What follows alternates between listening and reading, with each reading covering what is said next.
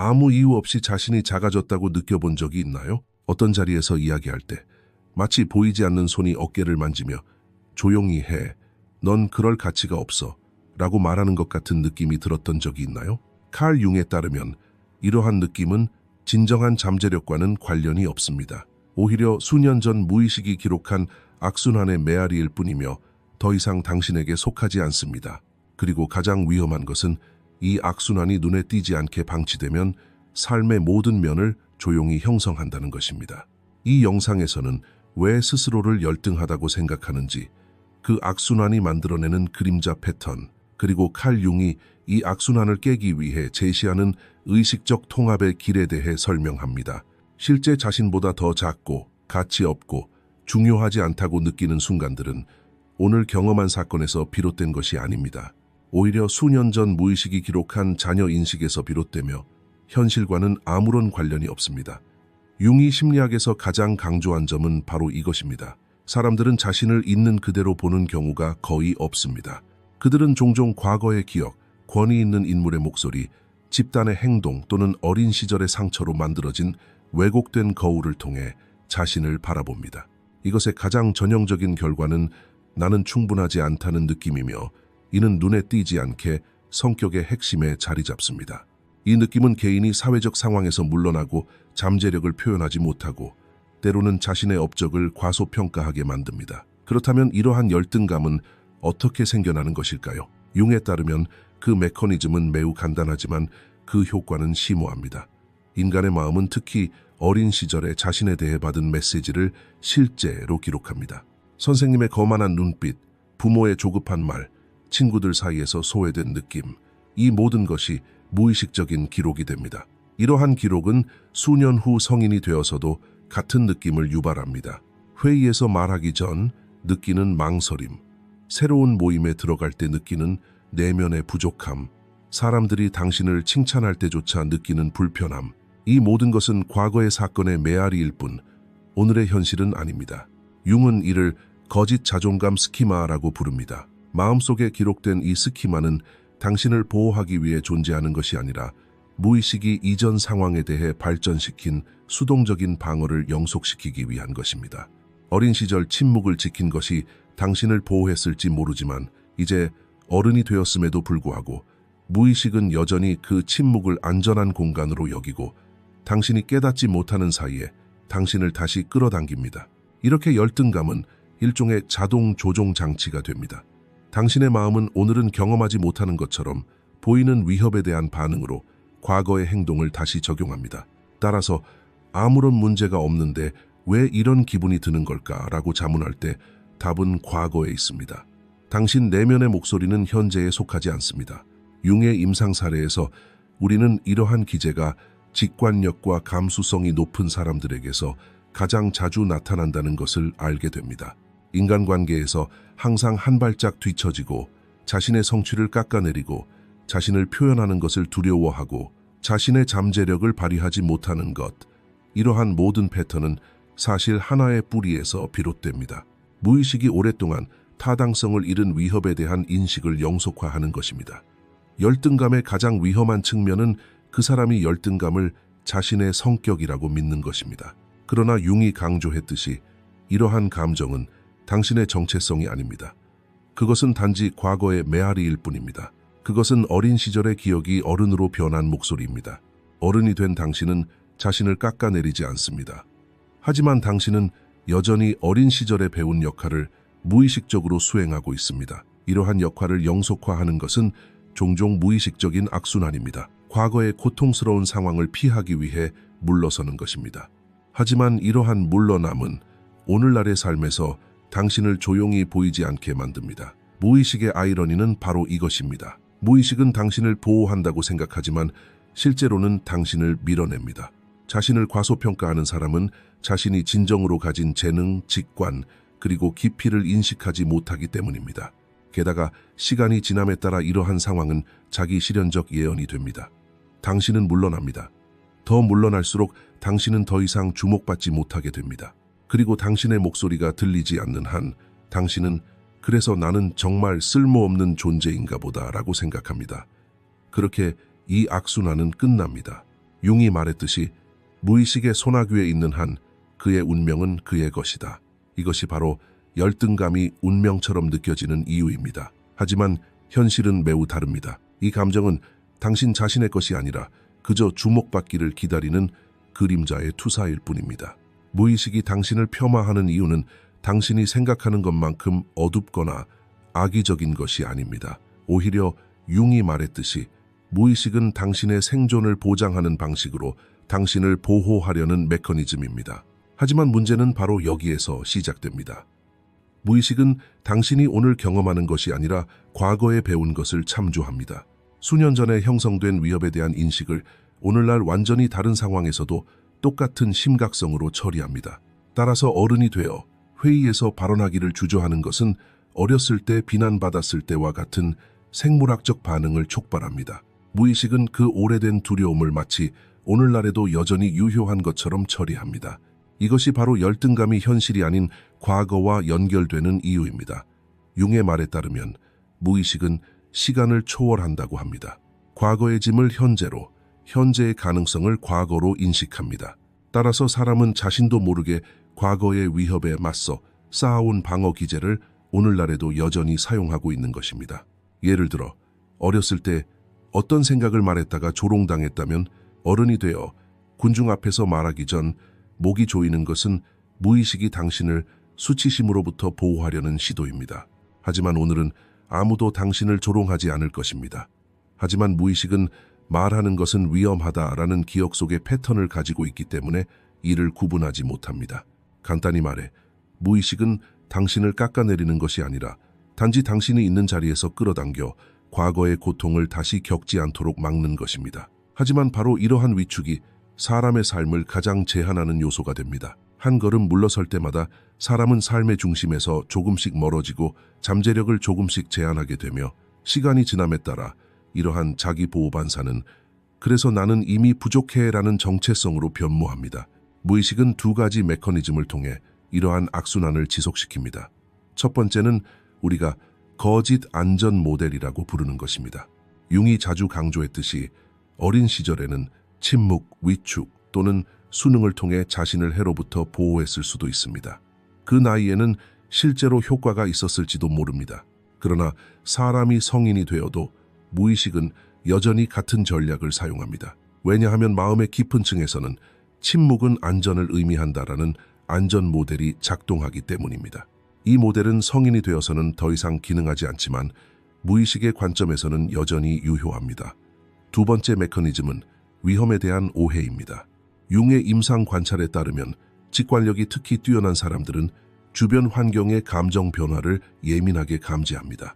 그들은 사람들의 표정의 미세한 변화, 어조의 불확실성, 그리고 공간의 긴장감조차 즉시 감지합니다. 그러나 이러한 예민한 감각은 무의식에 의해 위협 경고로 해석될 수 있습니다. 따라서 사람은 실제로 존재하지 않는 위협을 피하려고 움츠러들기 시작합니다. 심지어 무의식적으로 한번 쳐다보는 것만으로도 다시 심판받을 것이다 라는 신호를 보냅니다.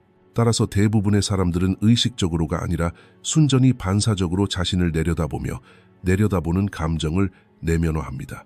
자신을 낮추는 감정은 사실 자기 비하가 아니라 자신을 보호하려는 시도입니다. 그러나 이러한 보호적 행동은 너무 자동적이 되어 더 이상 선택이 아니라 자신의 성격이라고 믿게 됩니다. 융이 강박적 행동 패턴이라고 부른 이러한 자동성은 모든 관계, 모든 결정, 그리고 자존감의 모든 측면을 형성하는 보이지 않는 손이 됩니다. 자기 비하가 가장 심한 사람들은 주변 환경의 감정에 매우 민감하기 때문에 가장 깊은 직관과 최고의 자각 능력을 가진 경우가 많습니다. 하지만 이러한 민감성이 과거에 손상되었다면 무의식은 이를 위협 탐지기로 전환합니다. 이 탐지기가 끊임없이 활성화되기 때문에 사람은 끊임없이 위축됩니다.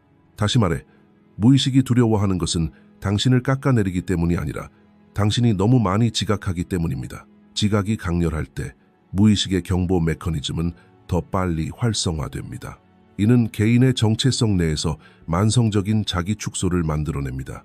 마음은 끊임없이 주저하면 안전할 것이다 라는 메시지를 속삭입니다. 하지만 이 메시지는 환상일 뿐입니다. 과거의 두려움과 오늘의 현실을 혼동하는 것이죠. 당신의 무의식이 어떤 상황을 위협으로 인식할까요? 댓글에 적어주세요. 인식된 위협은 더 이상 위협이 아니기 때문입니다. 이것이 바로 무의식이 당신을 깎아내리는 진짜 이유입니다. 당신을 보호하려 함으로써 당신의 진정한 잠재력으로부터 멀어지게 하기 때문입니다. 그리고 이 메커니즘을 이해하기 시작하면 열등감이 진짜가 아니라 오래된 반사작용이라는 것을 깨닫게 됩니다. 이러한 깨달음이 변화의 시작입니다. 융의 그림자 이론은 사람들이 끊임없이 자신을 비하하는 이유를 설명하는 가장 강력한 틀 중 하나입니다. 융에 따르면 우리가 내면에서 나온다고 믿는 그 가혹하고 거만하고 판단적인 목소리는 종종 우리에게 속하지 않기 때문입니다. 그림자는 사람이 의식적으로 거부하거나 억압하거나 받아들이지 못했던 모든 특성으로 구성된 심리적 형상이며 종종 이 형상은 과거의 권위 있는 인물의 목소리를 담고 있습니다. 어린 시절 아버지의 넌 부족해라는 눈빛, 선생님의 이건 내 능력 밖이야라는 말, 친구들의 배타적인 태도 등 이 모든 것은 기억일 뿐만 아니라 권위적인 목소리로 무의식에 기록됩니다. 이 목소리는 수년 후 심지어 성인이 되어서도 내면의 대화 속에서 다시 나타납니다. 그들은 스스로를 비판한다고 생각하지만 실제로는 과거의 누군가를 되풀이하고 있을 뿐입니다. 바로 이 지점에서 그림자의 가장 위험한 측면이 시작됩니다. 그 목소리는 마치 당신 자신의 내면의 목소리처럼 들려 거부하기 어렵게 만듭니다. 융이 분석한 많은 사례에서 사람들은 오랫동안 그런 거만한 판단을 마음속에 품고 나의 생각으로 착각해왔습니다. 그러나 융이 말했듯이 무의식은 사람이 아직 의식 수준으로 끌어올리지 못한 모든 것을 그림자로 저장하고 이 그림자는 기회를 찾는 순간 우리의 행동을 조종하기 시작합니다. 따라서 자기 비하는 종종 진정한 자기 평가가 아니라 과거 권위자의 내면화된 목소리입니다. 이 목소리의 진정한 주인을 알아보지 못하는 한 그 목소리는 계속해서 당신에게 영향을 미칩니다.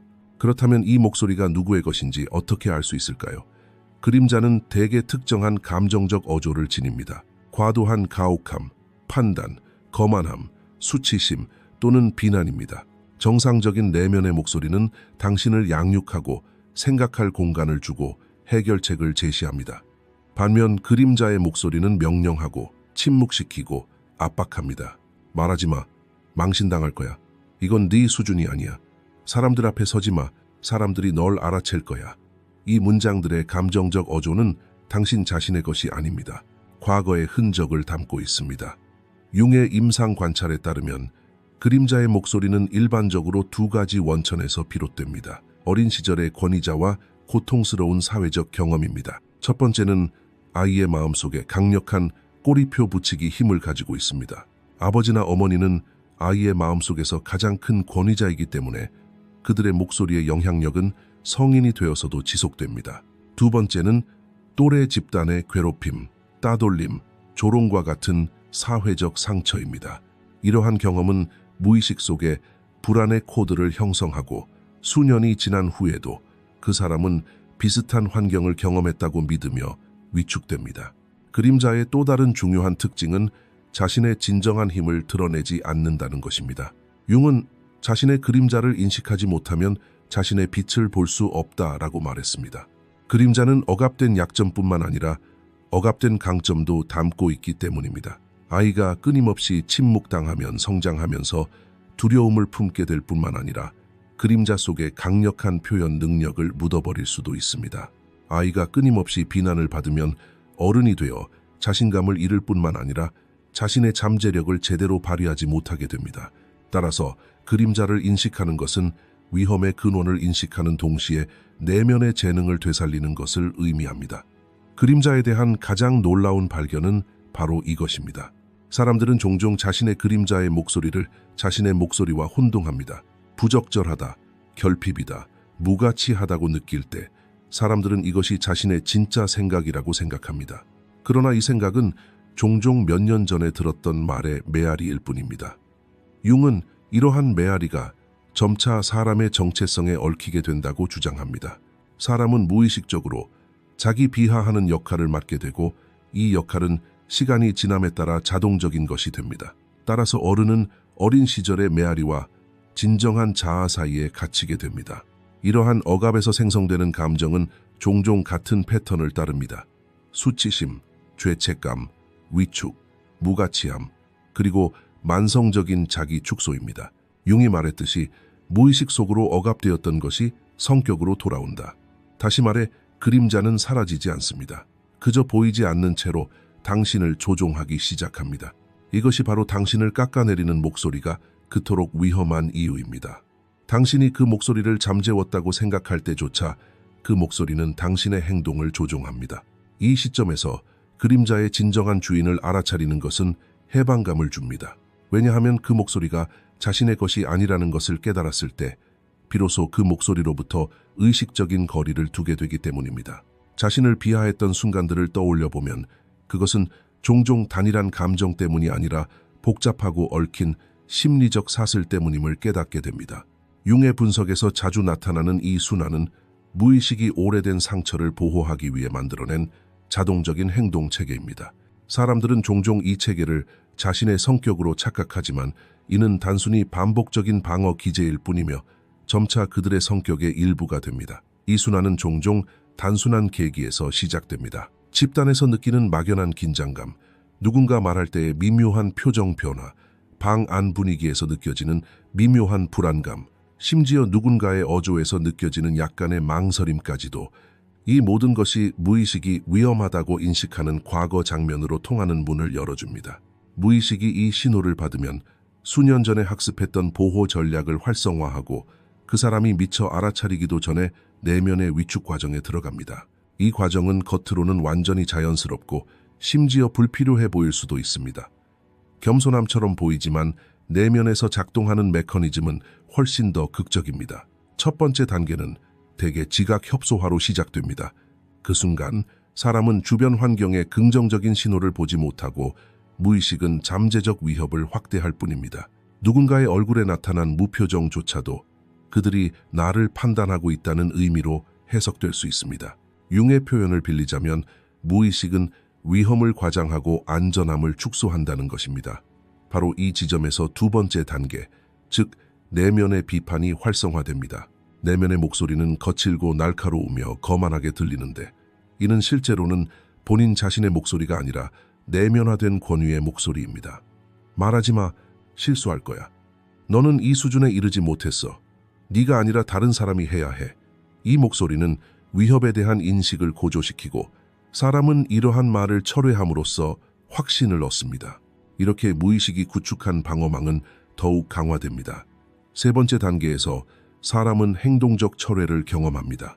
그들은 말을 하려고 할 때 말을 멈추고 의견을 나누지 않고 비켜서고 눈을 마주치지 않습니다. 이러한 행동은 무의식의 위험은 지나갔다. 너는 성공적으로 자신을 보호했다. 라는 메시지를 즉시 보냅니다. 하지만 바로 이 부분이 이 악순환을 만성화하는 부분입니다. 이러한 금단은 단기적인 안도감을 줄 수 있지만 장기적으로는 사람의 자아감을 약화시킵니다. 왜냐하면 금단할 때마다 자신은 점점 더 부족하고 무가치하며 불안전하다고 느끼기 때문입니다. 따라서 이 악순환의 네 번째 단계는 정체성 내면화입니다. 이 단계에서 사람은 금단을 행동이 아닌 자신의 본질의 일부로 보기 시작합니다. 나는 이미 이렇다. 나는 말을 할 줄 아는 사람이 아니다. 내 의견은 중요하지 않다. 나는 항상 뒤에 있다.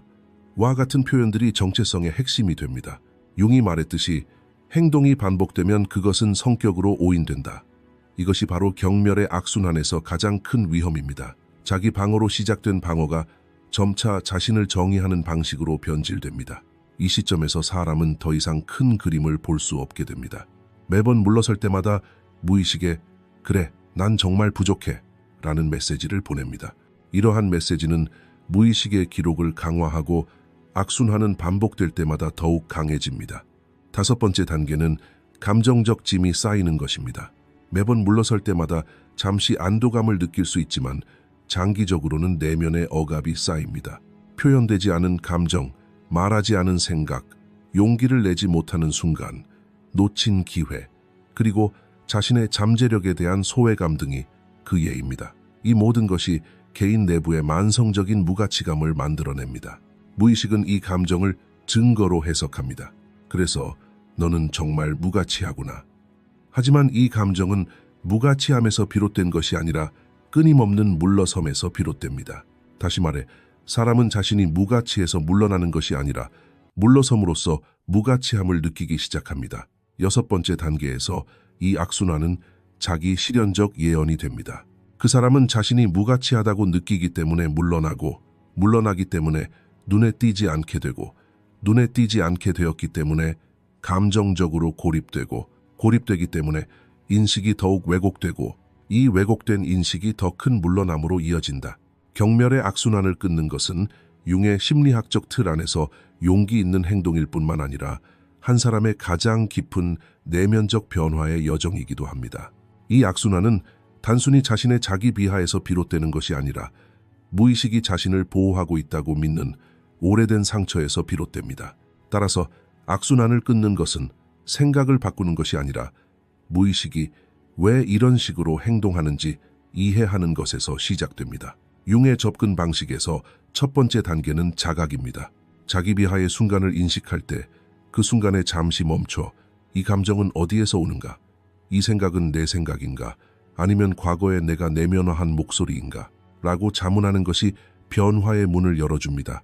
무의식은 눈에 보이는 순간부터 힘을 잃기 시작하기 때문입니다.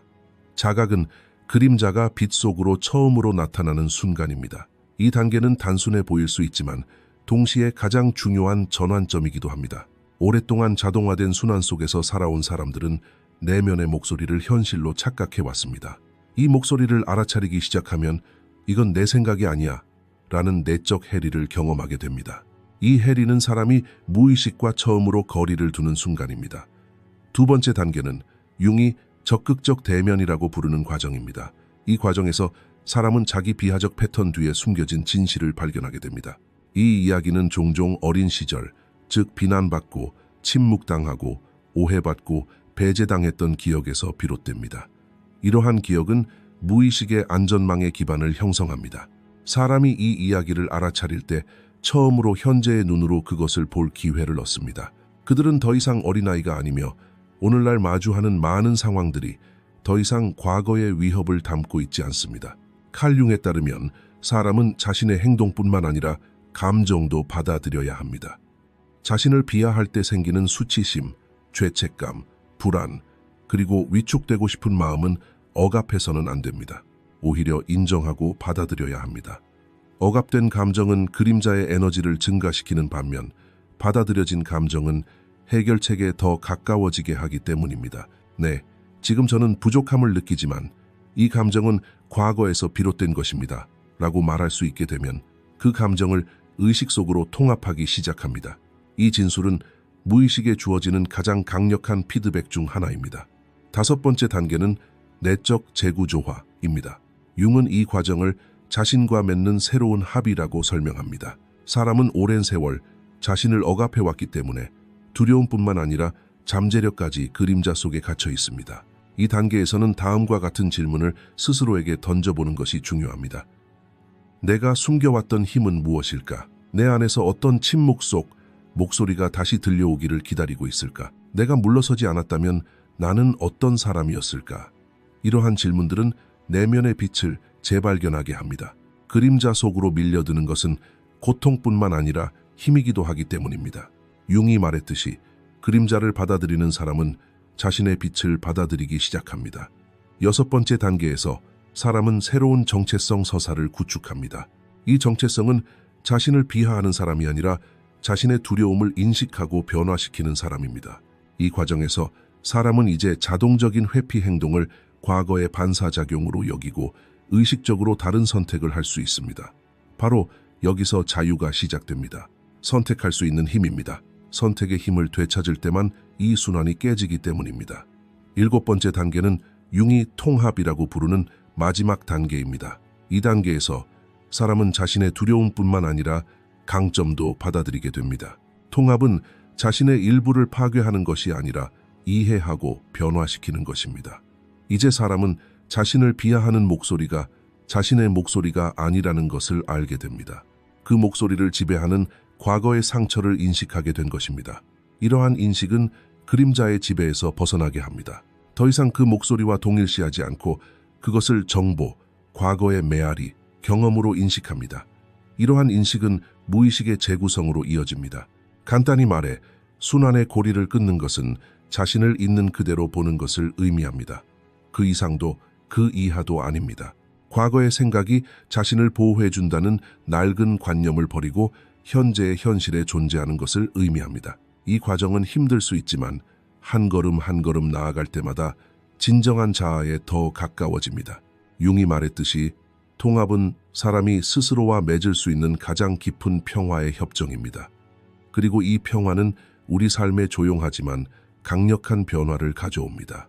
열등감을 느끼는 모든 순간이 현재의 현실이 아니라 과거의 메아리라는 것을 이해하는 것은 융심리학에서 가장 위대한 자유의 문을 열어줍니다. 왜냐하면 사람의 무가치감은 종종 현재 상황과 아무런 관련이 없기 때문입니다. 그것은 비판, 원망, 오해, 시선 또는 수년 전 무의식에 새겨진 단어의 현재 버전입니다. 융이 환상으로서의 정체성이라고 부르는 이러한 상태는 사람이 진정한 자아가 아닌 그림자가 만들어낸 왜곡된 인식을 통해 자신을 정의하게 만듭니다. 따라서 사람은 오늘 경험하는 실패가 아니라 수년 전에 생긴 감정적 상처에서 자신을 열등하다고 생각합니다. 그리고 이 상처는 무의식 속에서 시간을 초월하여 살아갑니다. 마치 그 순간이 아직 끝나지 않았고 그 감정이 여전히 남아있는 것처럼 보입니다. 따라서 그것은 기억뿐 아니라 몸, 목소리 톤, 내면의 비판, 그리고 당신의 모든 행동에 스며듭니다. 열등감은 당신의 정체성이 아니라 과거의 그림자의 잔재로 변질됩니다. 이러한 자각이 바로 변화의 본질입니다. 왜냐하면 사람은 자신을 깎아내리는 목소리를 침묵시킬 필요가 없기 때문입니다. 그 목소리가 누구의 것인지 깨닫는 순간 그 목소리의 권위는 무너집니다. 융이 가장 강조하는 요점은 이것입니다. 이름 붙인 것은 더 이상 당신을 지배할 수 없다. 당신의 자기 비하는 것은 당신의 정체성이 아닙니다. 그것은 단지 이름 붙일 수 없고 오랫동안 보이지 않았던 흔적일 뿐입니다.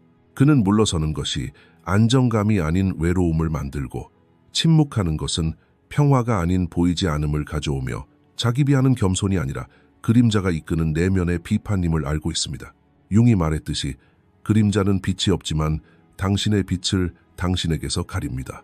사람이 이러한 자각에 도달하면 그림자의 어둠은 사라지기 시작합니다. 그림자는 눈에 띄지 않는 한 강력하지만 빛 속으로 들어가면 위축되기 때문입니다. 자기 비하가 진짜가 아니라는 것을 깨닫는 순간 내면의 공허함이 아닌 새로운 공간이 열립니다. 이 공간에서 오랫동안 억눌렸던 자신감, 표현력, 직관적 깊이, 그리고 진정한 자아가 드러나기 시작합니다. 그 사람은 더 이상 오래된 상처의 목소리로 살아가는 것이 아니라 자신의 진정한 목소리의 어조로 살아가기 시작합니다.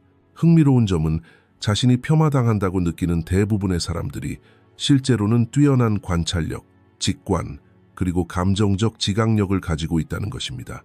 무의식은 지각력이 높은 사람에게만 위협 신호를 강력하게 처리하기 때문입니다.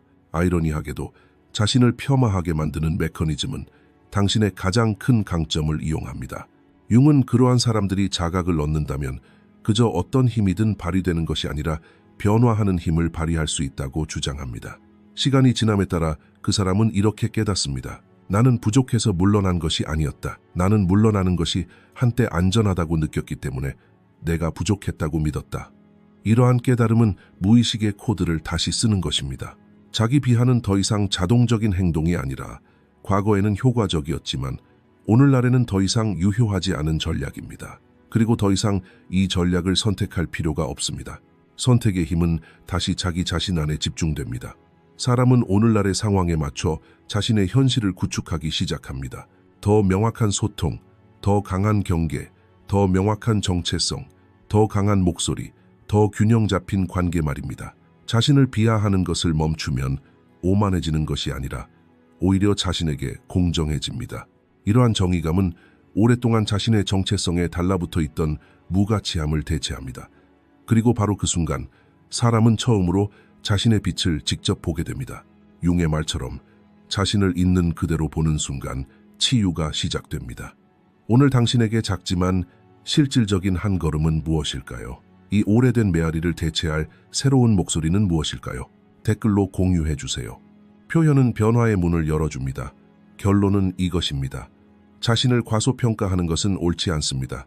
그것은 단지 당신 마음속 깊은 곳에 숨어 오늘날에도 여전히 울려 퍼지는 오래된 목소리일 뿐입니다. 그리고 당신이 이 목소리를 알아차리는 순간 그 목소리는 당신을 지배할 수 없습니다.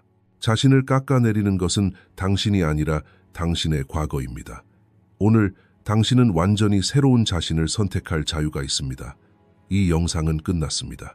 더 많은 콘텐츠를 보시려면 저희 채널을 구독해주세요.